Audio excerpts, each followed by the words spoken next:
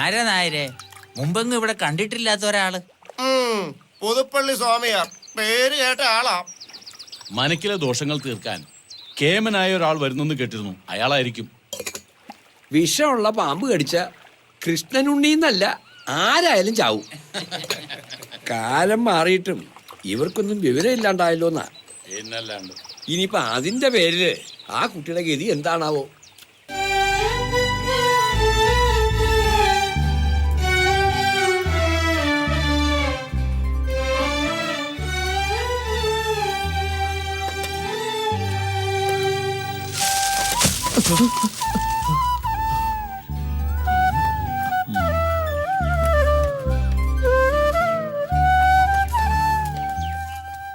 നിമിത്തങ്ങൾ അത്ര ഭദ്രല്ല.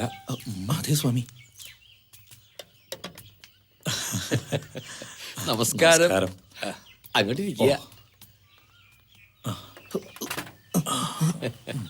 യാത്രയൊക്കെ ദുർഘടങ്ങളില്ലാത്ത യാത്ര. സുഖം തന്നെ. നമസ്കാരം.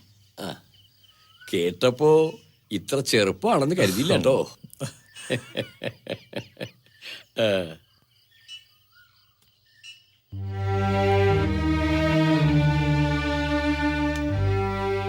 കാര്യങ്ങളൊക്കെ കുഞ്ഞുണ്ണി ആര് പറഞ്ഞിരുന്നല്ലോ അല്ലേ? ദോഷങ്ങള് കുറച്ചൊന്നും അല്ല ഇവിടെ കാണുന്നത്. പൂജകളൊക്കെ യഥേഷ്ടം നടത്തിയിരുന്നല്ലോ. ഒട്ടും ഒന്നിനും ഒരു കുറവും വരുത്തില്ല. നല്ല വിഷമുള്ള സർപ്പമായിരുന്നു. സർപ്പക്കാവുണ്ടെങ്കിലും ആർക്കും ഒരു ദോഷവും ഇത്രയും കാലം ഉണ്ടാക്കിയിട്ടില്ലായിരുന്നു. ജാതകമൊക്കെ നോക്കിയിരുന്നു. വൈധവ്യം കണ്ടില്ലെന്നല്ല, ദീർഘസുമംഗലി യോഗം ഉണ്ടായിരുന്നു. അപ്പോ കാര്യങ്ങളത്ര നിസ്സാരല്ലേ? പരിഹാരം ഉണ്ടാക്കാം. ഓ, സമാധാന. രണ്ടാൾക്ക് താമസിക്കാനുള്ള സൗകര്യം തരാക്കുന്നുണ്ട്. ഇവിടുന്ന് ലേശം ദൂരേ ഉള്ളൂ. ഇപ്പൊ പോയി വിശ്രമിച്ചോളൂ. നോം അങ്ങോട്ടേക്ക് വന്നോളൂ. ഇയാളുടെ പേര് പറഞ്ഞില്ല. ദേവൻ. എന്താ? ദേവൻ. കാര്യങ്ങളൊക്കെ മനസ്സിലാക്കി വരണേ ഉള്ളൂ. എന്നാലും ഒരു കൈ സഹായത്തിനുണ്ടാവും എപ്പോഴും. ഓം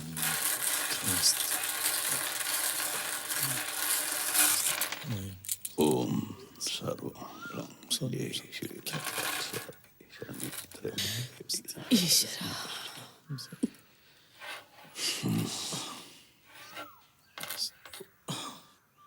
പ്രശ്നങ്ങൾ വിചാരിച്ചതിലധികമുണ്ട്. ഓ ഈശ്വര. പരിഹാരം ഉണ്ടാക്കാം. തപിക്കണ മോഹത്തിന് സ്വീകരിക്കുന്ന വിധിയേക്കാൾ കരുത്ത് ചില നേരങ്ങളിലെങ്കിലും ഉണ്ടാകാം.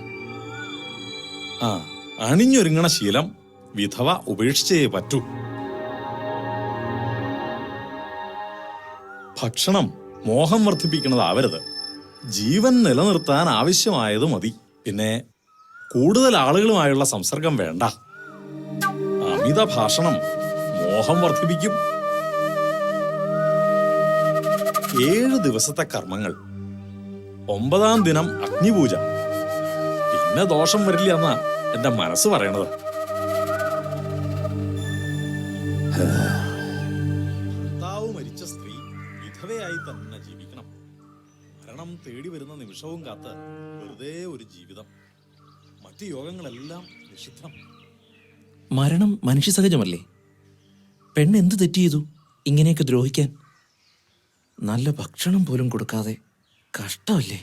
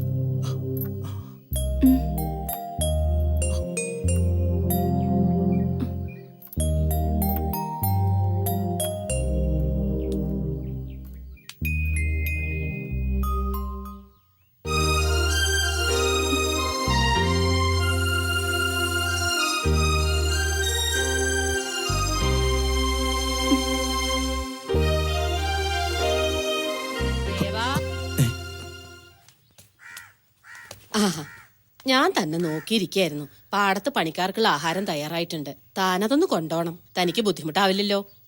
ഏയ് ഞാൻ കൊടുത്തോളാം. ആ ശരി.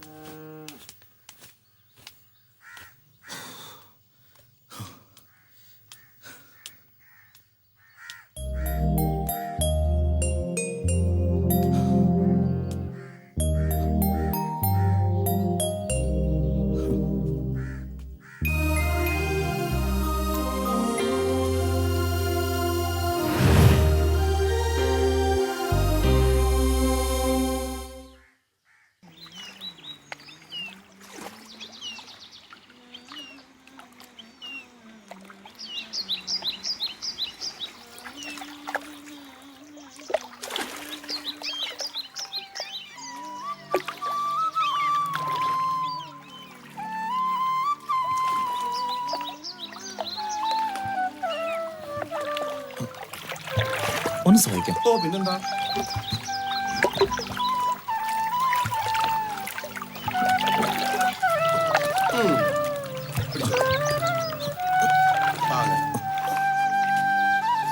മനക്കൊരു വിശേഷം വല്ലതും ഉണ്ടോ?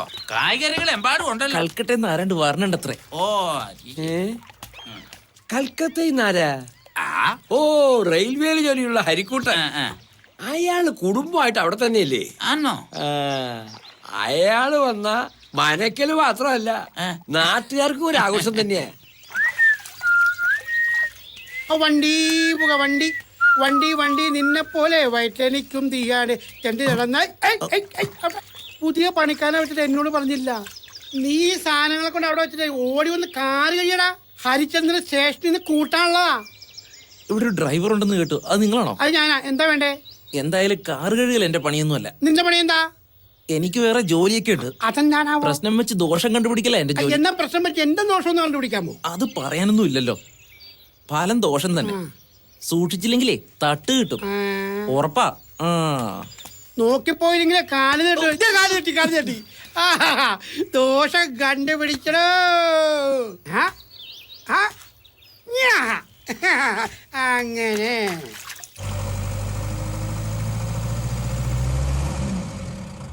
ഹരിയേട്ടൻ 1.5 വർഷം കഴിഞ്ഞ് കൽക്കട്ടേക്ക് വരികയല്ലേ? ഞങ്ങൾക്ക് എന്തെങ്കിലും ഗുണമുണ്ടാവുമല്ലേ? നിന്നോട് ഞാൻ പറഞ്ഞല്ലേ അങ്ങോട്ട് വന്ന ജോലി ശരിയാക്കി തരാമെന്ന്. ഇവിടെ നിന്നിട്ട് എന്താടാ ഗുണം? അവിടെയാണെങ്കിൽ ഇഷ്ടംപോലെ ഫോറിൻ സാധനങ്ങൾ വാങ്ങാൻ കിട്ടും. അതിനോടുള്ള നിങ്ങളുടെ ആർത്തി അങ്ങനെയെങ്കിലും ഒന്ന് തീർന്നു കിട്ടുമല്ലോ. അത് വേണ്ട. ഞാൻ 12 കൊല്ലമായിട്ട് ഇവിടുത്തെ ഡ്രൈവറല്ലേ. എനിക്കൊന്നിനും ഒരു കുറവും വരുത്തിയിട്ടില്ല. മരണം വരെ ഇവിടെ മതി. പിന്നെ തറവാട്ടിലിപ്പോ ചില അനിഷ്ടങ്ങളൊക്കെ കണ്ടു തുടങ്ങിയിട്ടുണ്ട്. ഉണ്ണിത്തമ്പുരാന്റെ മരണം തന്നെ നോക്കിയേ. ആരെങ്കിലും പ്രതീക്ഷിച്ചാണോ ഇതൊക്കെ? എല്ലാം വിധിയെന്നല്ലേ പറയാൻ പറ്റൂ.